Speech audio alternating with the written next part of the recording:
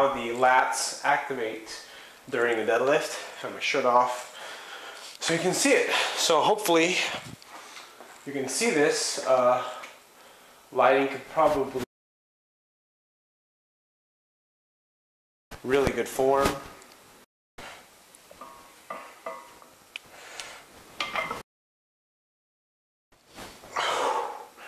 I think the big problem is if you go really fast on a deadlift is that if I do this, like if I just power it through, like using all my power from my hips, that wasn't even that fast.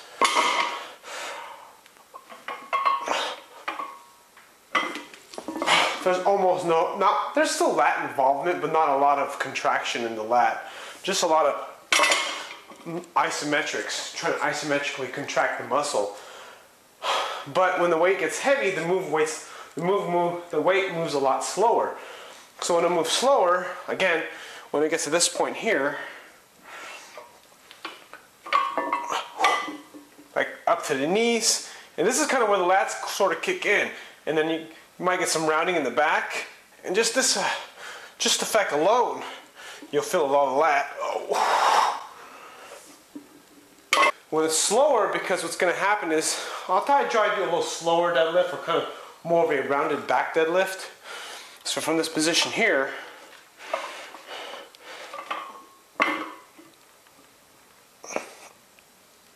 see my lats, my shoulders are protracting, and then having to come back, squeezing my glutes and my lats. So kind of showing a bad formal deadlift.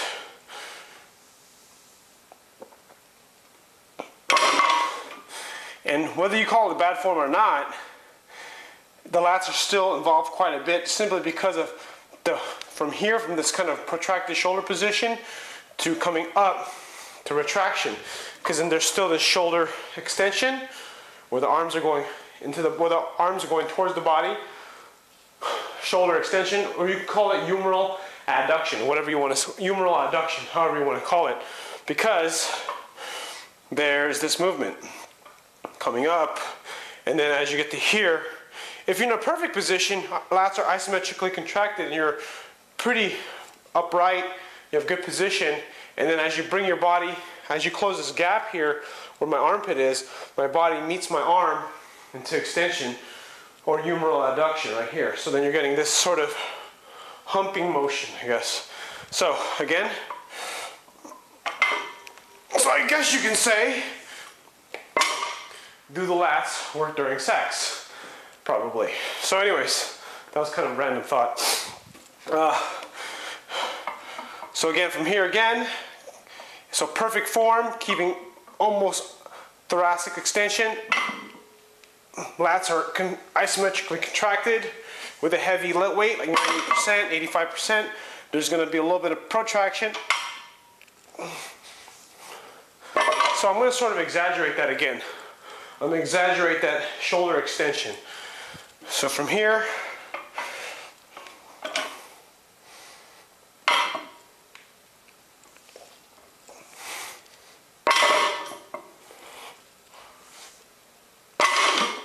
now take into consideration this is not ideal. It's not ideal because you're getting out of an optimal position. And when you come out of an optimal position, you don't have ideal leverage. But sometimes when you have a really heavy load, or when you do have a heavy load in deadlift, your body's going to protract, and you're going to get this lat protraction. And so let's talk about the lat for a second. Lats do two things: adduction, shoulder adduction, humeral adduction. That's really what it does. Essentially bringing the humerus towards the body. So if your body's coming towards your body, if the lat's coming towards your body, or your arms are coming towards your body, your lats have to kick in. But on the flip side, what if your body is moving towards the bar? Because if your body moves towards the bar, that's still considered shoulder extension. I know there's hip extension involved there. Like one of the questions in the comments in this video was talking about how, what did he say? He said lats have no involvement in hip extension. In the deadlift, they kind of do, if you think about it, right? I have the bar here in front of me. I'm in this position, not fully locked out yet. Let me back up. I'm not fully locked out yet, so from this position here, And then as I kind of push I'm in this position here, as I kind of lock out, pushing my hips forward, my hips are meeting the bar, and then this gap here in my armpit is coming down. Now you're going to ask yourself, okay, the direction of movement is not ideal. It doesn't matter because shoulder extension is being loaded because the arms are coming in, or humeral adduction is being loaded. And since humeral adduction is being loaded, the lats are being contracted and they're contracted under load. Again, it's not probably the ideal direction of line of pull, but it definitely is. In a certain degree, I really feel like my chest is like pumped up from freaking doing this. It's kind of silly. I don't know if it necessarily creates chest development. This again, just a few more reps, but this time I'm gonna try to keep better form, okay? I'm gonna do like maybe 5 repetitions.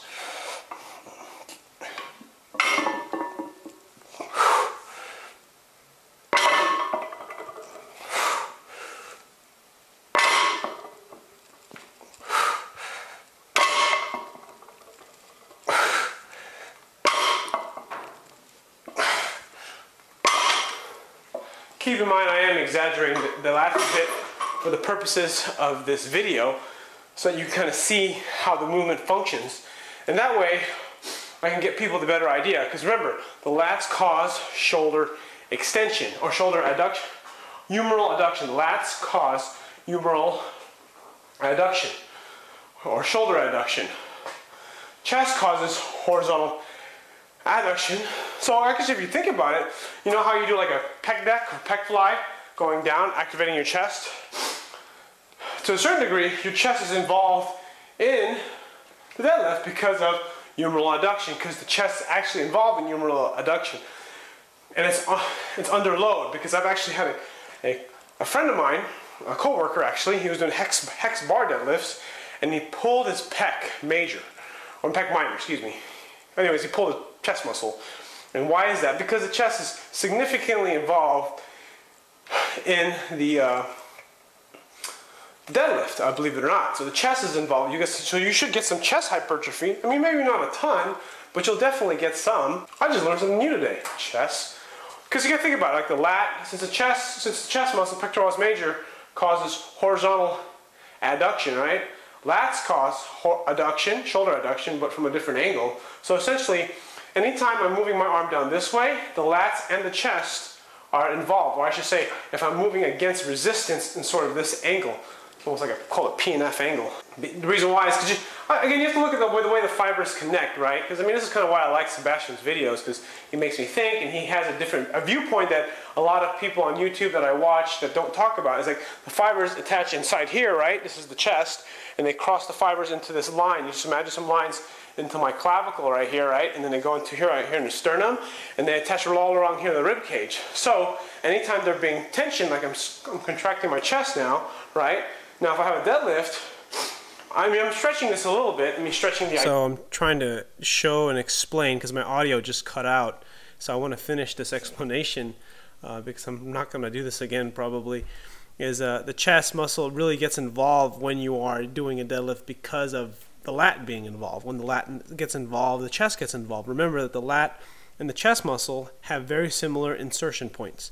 And because of that, the chest and the lat actually both are involved significantly in shoulder internal rotation. Not something that you're trying to strive to do, but it's something that happens when the chest and the lat pull very, very tightly. It causes the shoulders around, or the humerus to internally rotate, which essentially causes your body to really just lose position as far as in the upper back.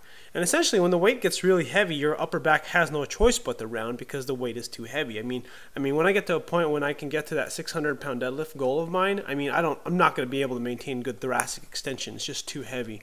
Thoracic extension, most of my thoracic extension gives out around like 515 or 505, especially when I do get tired. There's just a lot of things to consider. As I said before, one of my coworkers, he tore his chest muscle during a very heavy hex bar deadlift, and a big part of that is because the chest is very involved in the deadlift, a heavy deadlift. Again, it's not what you do optimally to really stimulate the chest, but the chest is definitely involved in the motion, and if you have a stronger chest and you have a stronger lats, it's going to help you deadlift more weight. It's just part of how it is. Or another way, it's going to make you stronger in other lifts. Stronger chest, stronger legs, stronger chest. It's sort of the idea I'm trying to go with here. And now in this last part, I was actually just talking and thinking this discussion. A lot of this video is actually kind of created a spur in the moment due to a little comment discussion with in the notes with Anferni Crixus. So Anferni Crixus, it was a really good conversation that we had in the comments, the little deadlift debate, and talking about Sebastian's kind of faults. But it's cool. I mean, I like Sebastian still. He's still a cool dude. He's got some good information still. It's just his. I think his viewpoints again are just, they have some holes in them. They're holes in a good way, in a way that he has a certain viewpoint. But I just think a lot of his opinions will change over time as he trains more. Because a lot of the stuff that I'm talking about comes from experience. I mean, I guess you can learn it in a book, but I mean, from what I know, until you actually deadlift 500 pounds, you really don't know what it feels like. You can explain all the muscles how they work, but anyways, thanks for watching. If you like my video, click like and subscribe if you're not already a subscriber.